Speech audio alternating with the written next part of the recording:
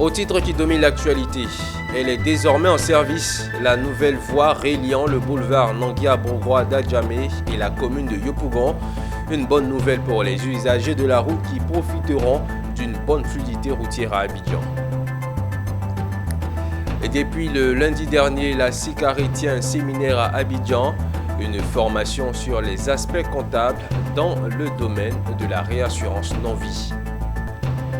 Les chrétiens catholiques ont renoué avec l'acte 1 de la 35e édition de Kairos, un rendez-vous trimestriel qui reprend après plusieurs années de pause.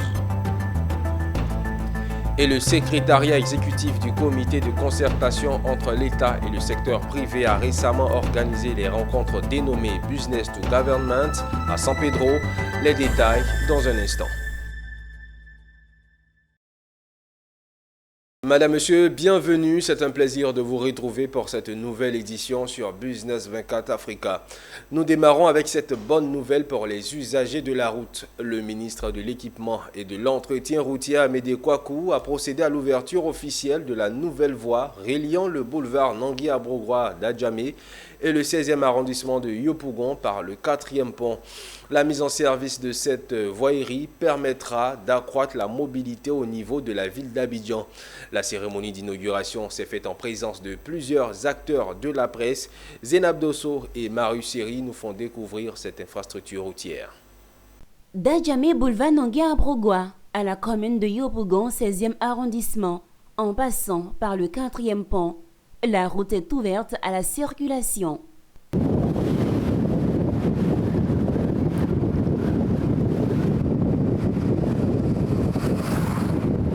6 km de route officiellement opérationnelle à Abidjan, au grand bonheur des usagers. Ce projet permettra de faciliter le déplacement entre les communes de Yopougon, Adjamé, Atekoubé et Plateau en réduisant les coûts et durées du trajet. Sur cette route, un poste à péage dont le coût varie selon les véhicules. Si vous êtes un véhicule Yango et que vous êtes au 16e arrondissement de Yopougon et que vous voulez aller à Limay-Postel où se trouve mes bureaux, de là-bas ça va vous indiquer environ 5 000 francs. Si vous imposez de passer par le 4e pont pour aller au même point, c'est-à-dire au plateau, donc du parti du 16e arrondissement au plateau, ça va vous indiquer entre 2000 et 2500. Ça veut dire quoi?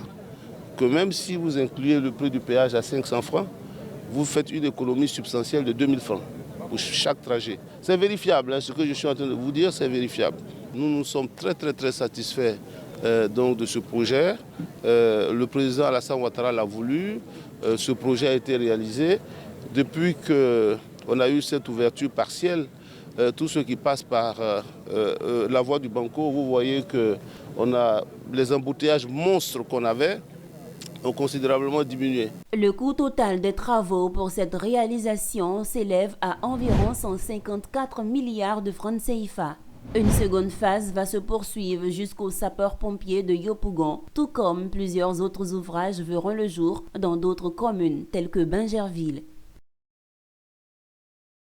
L'actualité nous conduit à présent dans la réassurance. Depuis le lundi dernier, la compagnie commune de réassurance des États membres de la Conférence internationale des marchés d'assurance, en abrégé SICARI, tient à Abidjan un séminaire de formation sur les aspects comptables dans le domaine de la réassurance non-vie. Ce séminaire, qui a lieu en marge de l'Assemblée générale et des festivités du 40e anniversaire de la SICARI, vise à permettre aux participants de maîtriser les écritures comptables de la réassurance non-vie à travers le thème pratique de la réassurance non-vie, les aspects comptables. Faisons un tour d'horizon de la cérémonie d'ouverture de la deuxième journée de ce séminaire avec nos reporters Konena Norgo et Doumbia Yuba. Les professionnels de l'assurance et de la réassurance des 12 pays de la zone CIMA à l'école de la SICARI pour apprendre les aspects comptables de la réassurance non-vie. À l'initiative de la compagnie commune de réassurance des États membres de la Conférence internationale des marchés d'assurance, ils sont venus renforcer leurs capacités à l'occasion de ce séminaire non-vie organisé à Abidjan par la SICARI en marge de son assemblée générale et des festivités marquant son 40e anniversaire. À l'ouverture de ce séminaire non-vie, le lundi 1er juillet 2024 à l'hôtel Ivotel, C'est donc le directeur général de la SICARE en personne qui a donné le coup d'envoi de la formation. Occasion pour lui de rappeler les objectifs de ce rendez-vous du donner et du recevoir. Au cours de ces 40 ans d'existence, la SICARE a développé dans ce sens une politique d'assistance multiforme au profit de ses partenaires, incluant en pertinence le renforcement des capacités des cadres. Le président séminaire s'inscrit naturellement dans le cadre de cette politique d'assistance et a pour thème pratique de la réassurance non-vie, les aspects comptables. Avant d'aller plus loin, les participants se sont échauffés à travers un bref rappel de la généralité sur les réassurances et les enjeux comptables dans le secteur, puisque le thème de ce séminaire est « Pratique de la réassurance non-vie, les aspects comptables ». Les acteurs de premier plan, que sont les compagnies d'assurance, à leur tour, ont besoin d'être protégés. Et donc se réassurent au niveau, par exemple, de la SICARE. C'est pour ça qu'on dit généralement que la réassurance, c'est l'assurance des assureurs. Et derrière cette technique-là, il faut une transcription comptable juste et correcte donc, de toutes les transactions, de tout ce qu'il y a eu entre les deux partenaires que sont donc la compagnie d'assurance et le réassureur.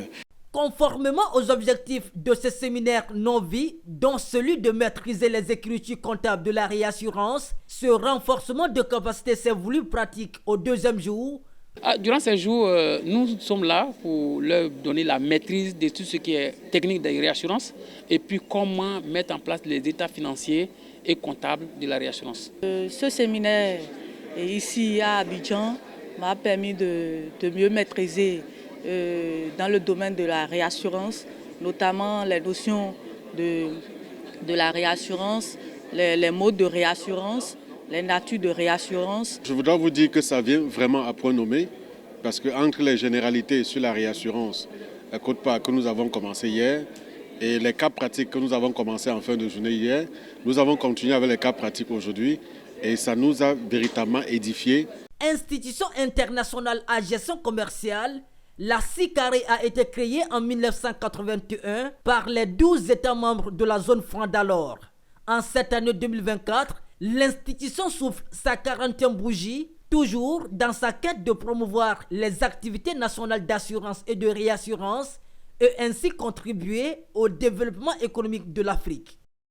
Et toujours en réassurance, garantie vie et complémentaire avec focus sur la perte d'emploi. Tel est le thème d'un séminaire assurance vie de la SICARE qui se déroule à Abidjan. Au deuxième jour du conclave, la problématique du faible taux de pénétration de l'assurance taraude les esprits et comment y faire encore plus. En plein travaux, les séminaristes ont eu la visite de nos reporters Issa Badini et Marius Seri.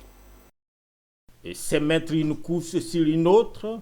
Qu'est de dire que le taux de pénétration de l'assurance est faible en Afrique au sud du Sahara. Et ici, dans cette salle, on n'en sait que trop.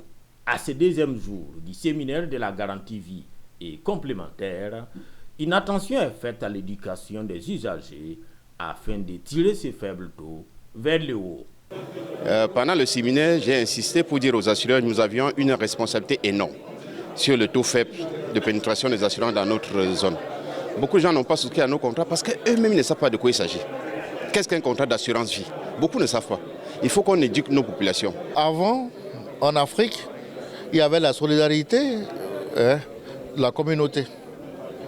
En cas de malheur, tu étais pris en charge ou ta famille recevait toute l'assistance qu'il fallait pour sa survie.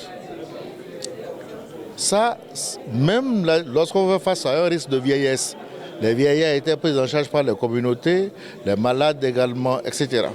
Personne n'était laissé sur le bord de la route. Aujourd'hui, avec le monde moderne, on a basculé dans l'individualisme. Et ça fait que ce qui remplace aujourd'hui cette communauté, cette solidarité qui n'existe plus, c'est l'assurance. Et donc il faut que chaque Africain le comprenne. Vous savez, aujourd'hui, le marché de la CIMA a besoin de mise à jour, des connaissances, des compétences.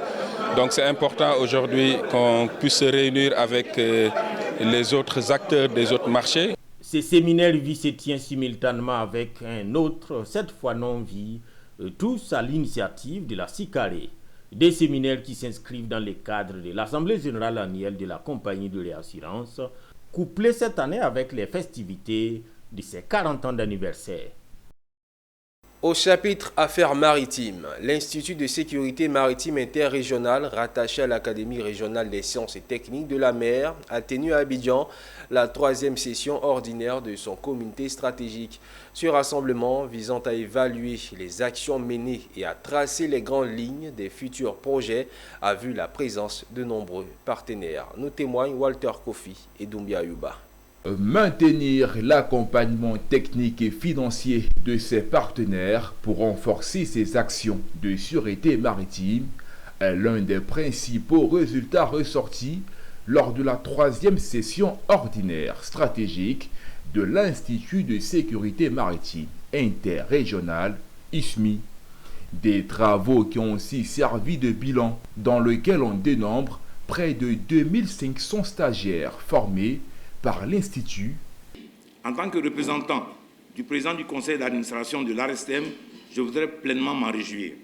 C'est pourquoi je voudrais adresser toute ma reconnaissance aux partenaires et bailleurs de fonds qui se sont pleinement investis pour la création et la montée en puissance de l'ISMI.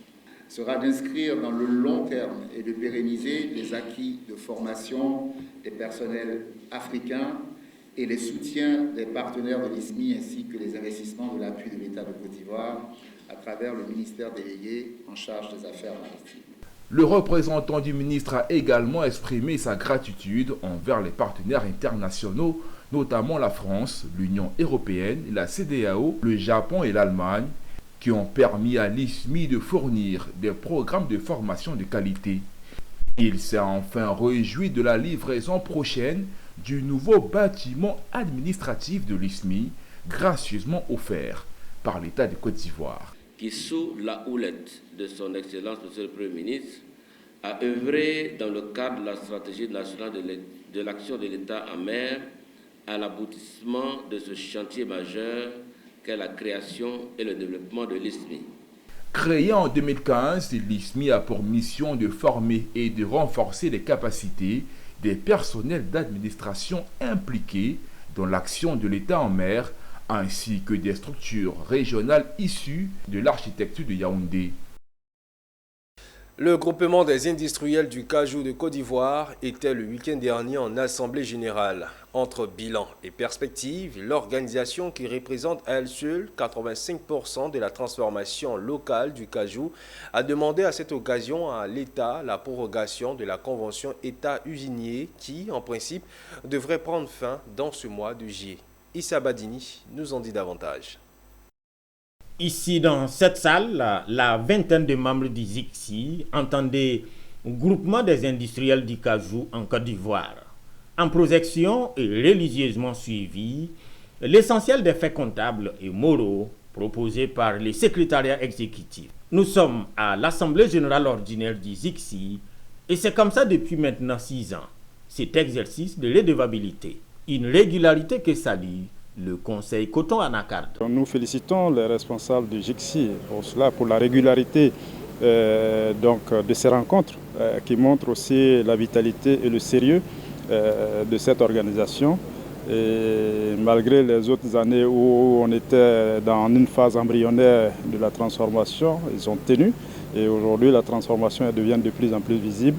Une régularité certes, cependant aux ZICSI, l'on reconnaît une année 2023 pour les moins difficiles, bien que...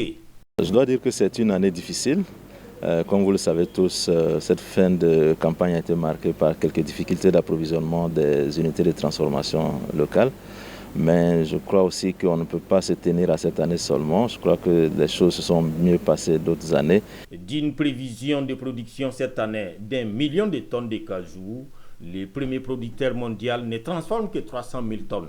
Les pays envisagent cependant transformer 50% de sa production d'ici 2030. Une des possibilités d'y arriver pourrait être la prorogation de la convention entre l'État de Côte d'Ivoire et les usiniers. C'est du moins le vœu du président du ZICSI, Si cela pourrait être prorogé, parce qu'il y a beaucoup d'universités qui tapent à la porte pour venir s'installer en Côte d'Ivoire. Et cette convention est quand même une source de motivation. Sur les 300 000 tonnes transformées, les ICSI revendiquent 85%. Créés en 2014, les ICSI revendiquent 27 industriels sur un ensemble de 30 que comptent les pays. La formation des leaders de demain, c'est ce qui a favorisé le partenariat entre deux entités, à savoir UIT Finance et l'Université des Lagunes. Un partenariat historique qui se matérialisera par la mise en place d'un master professionnel en microfinance au bénéfice des étudiants de l'Université des Lagunes. Plus de détails dans ce récit que signe Zénab Dosso. C'est un partenariat historique, un grand pas pour l'éducation. UIT Finance et l'Université des Lagunes lancent un master professionnel spécialisé en microfinance pour former des leaders de demain. Un partenariat qui marque une étape cruciale dans la formation. UIT Finance entend contribuer à la croissance du secteur privé en vue de soutenir l'économie ivoirienne. C'est une université d'excellence et on veut pour ce programme avoir des étudiants bien formés et donc il était pour nous important d'avoir de signer avec une université d'excellence qui a déjà fait ses preuves dans plusieurs domaines. Alors il y aura un bon groupe d'étudiants, ceux qui voudront bien, étudiants de nos trois facultés, de la faculté de sciences économiques et gestion, éventuellement de la faculté de droit ou de la faculté de sciences et technologies, mathématiques. La formation se déroulera sur plusieurs phases avec la mise à disposition des formateurs experts. Un programme placé sous le sceau d'un acteur essentiel du développement du secteur de microfinance en Côte d'Ivoire. Et pour la PDSFD, c'est quelque chose de très important parce que, comme vous le savez, la plus grande richesse d'une organisation, ce sont les hommes qui l'animent. Et quand on a des hommes bien formés, des hommes dotés de compétences et de talents pour une institution, c'est la meilleure richesse. Pour répondre à un besoin initial du secteur de la microfinance, cette formation va allier expertise pédagogique et académique permettant de professionnaliser les étudiants à l'effet de leur ouvrir une vaste opportunité de carrière. On s'est engagé à vraiment absorber et vu que nous avons des projets d'expansion sur l'étendue du territoire ivoirien, notamment par l'ouverture de certaines agences, on aura certaines qui vont ouvrir bientôt. Le partenariat entre UIT Finance, institution financière et l'Université des Lagunes est un engagement à long terme. Un mot de religion dans cette édition. Du 28 au 30 juin 2024, les chrétiens catholiques se sont joints à ceux de la paroisse Saint-Ambroise de Jubilé de Cocody-Angré pour célébrer avec faste l'acte 1 de la 35e édition de leur rencontre spirituelle dénommée Kairos. Entendez, temps favorable à Dieu. Le Kairos se présente comme un espace dynamique de réveil spirituel dont l'impact est important pour la vie du chrétien qui doit porter des fruits dans son environnement. Ce rendez-vous trimestriel qui reprend après plusieurs années de pause est organisé par l'Apostolat catholique d'évangélisation Sacerdoce Royal. Le compte-rendu de Pierre Tebeu et de cette équipe ici.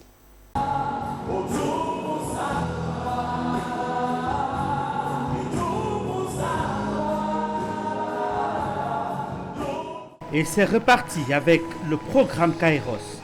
4 ans après, revoilà le temps favorable pour les chrétiens catholiques de se retrouver pour louer l'Éternel Dieu.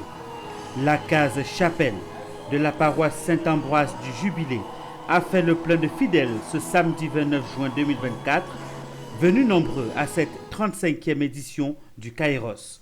Ils ont chanté avec les chantres invités, dansé au pas des musiques chrétiennes de la chorale et prié à travers des psaumes pour s'attirer la grâce divine. Un moment de prière. Vous savez, la Bible dit une chose et la Bible ne ment pas. Là où 2 ou 3 sont rassemblés, Dieu est présent. La Bible dit que Dieu siège dans la louange de son peuple. Voilà, moi c'est ce que je peux dire. On le sentait sur tous les visages. Tout le peuple de Dieu n'attendait que ce programme. Nos attentes déjà, c'est la réponse du peuple de Dieu, c'est la présence des orateurs et que des hommes et des femmes puissent donner leur vie à Jésus. C'est vraiment ça que nous évaluons quand nous organisons ce temps d'évangélisation. Après 4 années d'interruption, les chrétiens catholiques sont venus nombreux pour vivre ce moment fort de la 35e édition du Kairos. La méditation du jour était tirée de l'évangile de Jésus-Christ selon Saint Luc, chapitre 3, verset 16. Suivre Jésus, c'est beaucoup de résolutions. Donner sa vie à Dieu, c'est beaucoup de décisions, c'est beaucoup d'implications. Et je voulais rassurer mes frères et mes sœurs que donner sa vie à Dieu, ce n'est pas perdre sa vie, ce n'est pas perdre son temps, mais c'est véritablement être à l'heure de Dieu. La particularité de Kairos est la profondeur dans laquelle Dieu agit et parle à son peuple. Après ce retour à succès, l'acte 2 de ce programme se prépare et le rendez-vous est pour les 6 et 7 juillet 2024. Et toujours en religion, la 5e édition de la Semaine de l'entrepreneuriat de l'Église protestante baptiste œuvre et mission de la Riviera 2 s'est clôturée ce dimanche au sein de son église sous le thème « Le chef d'entreprise et le travailleur chrétien face aux défis de la postmodernité ». Cet événement avait pour objectif d'inciter et sensibiliser davantage les fidèles de cette communauté au goût entrepreneurial. Michel Brault. C'est une journée en pointe de célébration pour les fidèles de l'église protestante baptiste, œuvre et mission de la Riviera 2. L'entrepreneuriat dans un contexte chrétien était au menu des échanges à travers des conférences, ateliers et panels. En effet, les membres de cette communauté ont bénéficié du 24 au 30 juin de l'expertise en droit, en économie, en contrôle qualité lors de la 5e édition de la Semaine de l'entrepreneuriat. Cet événement voulait exhorter et outiller les fidèles à la mise en œuvre de leur potentiel entrepreneurial. Il y a eu plusieurs invités. Ils ont appris que vraiment chaque année, il y a une semaine qui est dédiée à l'entrepreneuriat. Et ils sont venus. Et je pense qu'au travers des internautes aussi, beaucoup nous ont encouragés, nous ont félicités par rapport à cette initiative. Je suis satisfait parce que beaucoup de chrétiens, de ceux qui nous suivent de loin comme de près, se sont appropriés véritablement les thématiques qui ont été vraiment enseignées. Et puis le feedback, le retour est vraiment satisfaisant.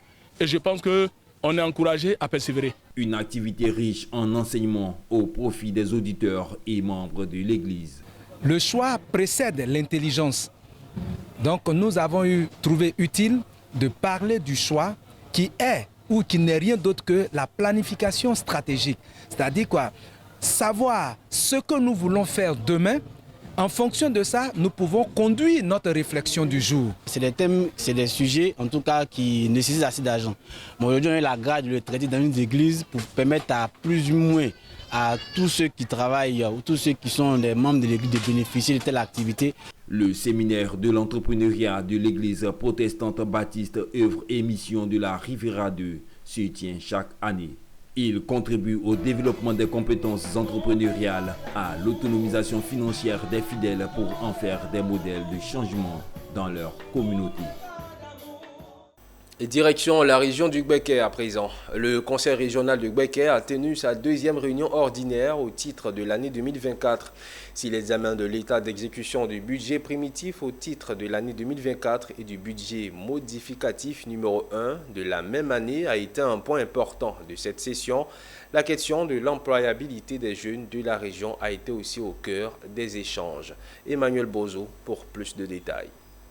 C'est une 2e session du Conseil régional où le président Jacques Assaouré Konan est revenu sur sa vision et ses ambitions réelles de développement du Gbeke. À cette occasion, il a porté à la connaissance des conseillers la tenue prochaine des États généraux de l'emploi des jeunes de la région. En effet, l'insertion socio-professionnelle des jeunes demeure une véritable préoccupation pour le gestionnaire du Conseil régional. Il en fait une priorité dans sa politique de gestion de la région.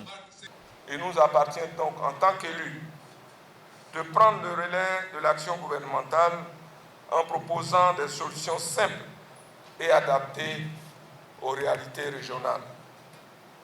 Pour y parvenir, il conviendra de faire l'état des lieux et d'identifier tous les points de fragilité afin d'apporter des solutions idoines. C'est à cela que répondent les États généraux de l'emploi des jeunes de la région du Gbeke. Ces états généraux permettront donc de mieux adresser la question de l'emploi des jeunes et de les orienter vers de réelles opportunités développées par le Conseil régional.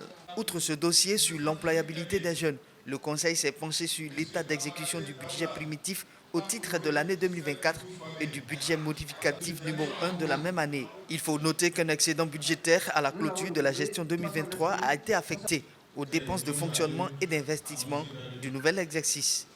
Tous les projets qui n'ont pas pu avoir leur exécution, il faut les reporter pour l'année N+1. Et aussi tous les projets qui ont été payés, il faut aussi les retirer, n'est-ce pas, de la liste des dépenses pour alléger un peu ce qu'on appelle le budget. Donc c'est cette gymnastique-là financière que nous avons faite et aujourd'hui nous sommes venus présenter à la population l'état d'exécution du primitif et ensuite le budget modificatif numéro 1 de l'exercice 2024. À Odiéné, dans le nord-ouest de la Côte d'Ivoire, s'est tenu récemment un atelier de revue à mi-parcours du PIDAC. L'objectif était d'évaluer les progrès réalisés jusqu'à présent et de proposer des ajustements stratégiques et opérationnels pour améliorer la mise en œuvre de ces activités. Le point avec Ouattara Daouda.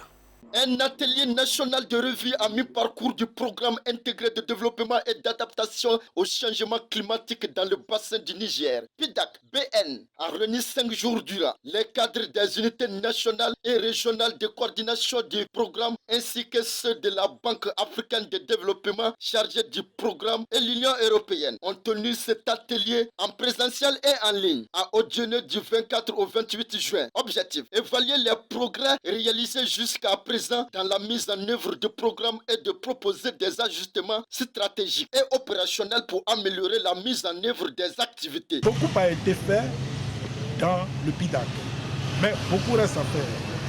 Et donc, nous sommes venus dans ce revue à mi-parcours, pour essayer d'identifier les acquis et également voir un peu les blocages internes et externes pour apporter des solutions et également faire des recommandations. Mais nous sommes là encore pour parler de ce qui n'a pas marché et ce qui a marché.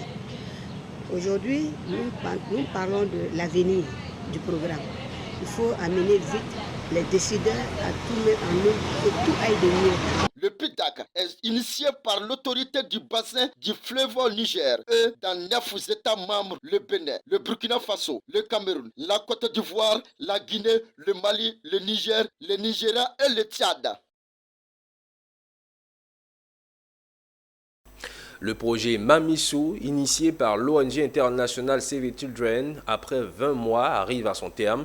Ils sont 850 jeunes filles et garçons des régions de l'Indénié-Duablin et du Moronou qui ont été formés dans plusieurs domaines d'activité pour leur insertion socio-professionnelle. Le bilan de la présentation des acquis du projet en faveur des jeunes a été présenté aux autorités d'Abengourou. Notre correspondant Anissé Kouadio était témoin. Nguessan Lidi et Kone Mariam font partie de ces jeunes qui ont bénéficié du projet Out of School Youth Empowerment, qui signifie en agni Mamiso, aide-moi à me lever, initié par l'ONG Save the Children, qui vise à augmenter l'employabilité des jeunes dans les régions de l'Indénié-Duablin et du Morono à travers l'apprentissage des métiers et de l'entrepreneuriat. La vision du projet, elle donnait l'opportunité à nos jeunes fils et filles de la région de l'Indénié-Duablin et également du Moronou de pouvoir développer leurs compétences et renforcer leur position, leur situation économique. De pouvoir se prendre en charge, de pouvoir répondre à leurs besoins primaires, secondaires et à leurs besoins de développement et d'intégration dans la société. Après 20 mois de formation, elles ont pu ouvrir un magasin de pagne et un espace de vente de produits comestibles et de kits hygiéniques. Grâce à le projet, aujourd'hui je vends, je fais commerce, je vends pagne. Je ne tends pas la main chez le garçon pour dire qu'il faut donner temps. Grâce à Save the Children, aujourd'hui je suis à l'aise. Grâce à Save the Children, j'ai ouvert mon magasin et j'ai appris à lire et écrire. Quand une femme travaille, tu n'as pas besoin de courir derrière un homme pour son argent. Tu dois lutter pour toi-même. Donc pour ça, je veux dire merci à Save the Children. C'est 850 jeunes des régions de l'Indénié-Duablin et de Moronou qui sont bénéficiaires de ce projet de l'ONG Save the Children. Ce jour, à Bengro, ce projet présente ses acquis aux autorités. Exprimer ma gratitude à l'ONG Save the Children pour son soutien indéfectible ainsi qu'à toutes les personnes qui ont contribué à la réussite de ce projet. En formant ces jeunes à un métier d'avenir, Save the Children International, le bureau d'Abengro lutte contre la migration des jeunes vers l'étranger, l'orpaillage clandestin et les décrochages scolaires. Et à San Pedro, pour terminer, le secrétariat exécutif du comité de concertation entre l'État et le secteur privé a récemment organisé les rencontres dénommées Business to Government à San Pedro. Cette activité tient à maintenir le dialogue entre l'État et le secteur privé autour des problématiques conjoncturelles et structurelles qui impactent le développement de l'activité économique dans la région.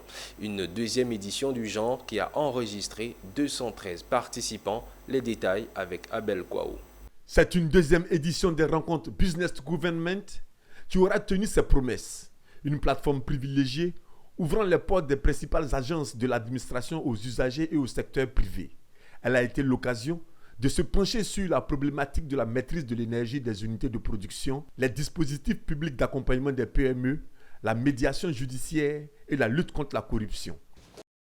Ça a été une occasion pour nous d'apprendre davantage sur le fonctionnement de la CACI et particulièrement son intervention dans le domaine de l'arbitrage, de la médiation. Et ça a été une très grande satisfaction parce que nous avons tous beaucoup appris.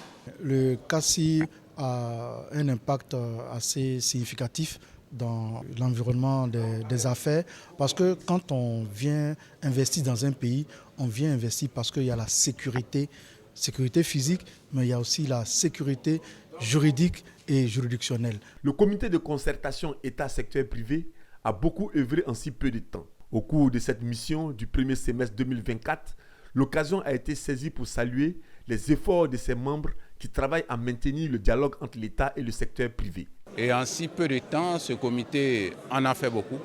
Je saisis l'occasion pour saluer Madame le secrétaire exécutif ici à mes côtés, qui fait tout son effort pour pouvoir présenter un visage reluisant au monde des affaires. Démarré depuis 2019, et ce, par la volonté du comité de concertation État-secteur privé, la rencontre Business Government a enregistré 213 participants et a été animée par 25 structures issues du secteur public et du secteur privé. Il contribue à créer les conditions pour une meilleure attractivité des pôles économiques régionaux autres que le district d'Abidjan. Et fin de cette édition. Merci de l'avoir suivi. Nos programmes se poursuivent sur la télé utile.